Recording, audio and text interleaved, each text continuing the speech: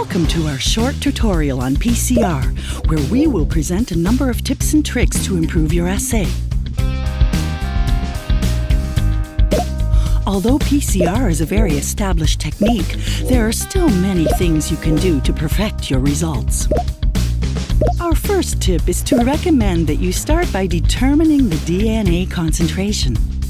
You can easily measure the DNA concentration of your sample using a photometer. It's easy to understand why a low DNA concentration can cause problems. You just don't get the reaction to work if the template concentration is too low. But a very high DNA concentration can also pose problems. DNA can bind to magnesium, reducing enzyme activity in the process. In addition, you may not have enough matches with both primers binding to the same strand of DNA. And just as important, a lot of DNA can also mean a lot of inhibitors coming from your extraction. This all leads to inferior results. Ideal concentrations of DNA make it easier for your PCR to work effectively.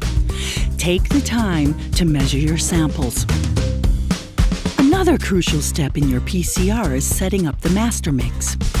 If you are working with a lot of samples or high-volume assays, we recommend that you prepare the master mix in a large vessel.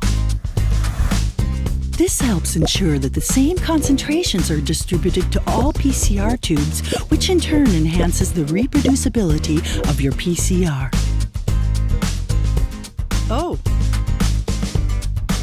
Preparing your master mix in several vessels will lead to a variation among the assorted master mix setups. These differences can arise from pipetting errors or from other sources.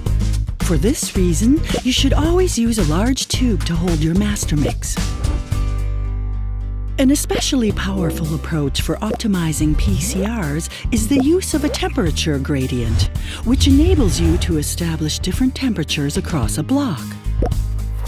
By testing different temperatures, you can determine which annealing or denaturation temperature is the best for your assay. If the temperature in the annealing step is too low, binding of the primers will be unspecific and result in unspecific or no PCR products. Furthermore, a low temperature might have a negative effect on the efficiency of the polymerase. And of course, you don't want that either. If the annealing temperature is too high, insufficient binding of the primers could result. This makes it impossible for the PCR to work. The ideal annealing temperature will give you the best results. Once you know this temperature, you can use it for all your PCR runs. Oh, and while you're optimizing your PCR, consider this final tip.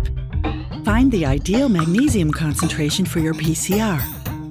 Magnesium catalyzes enzyme activity, so it should be present in the right concentrations at all times.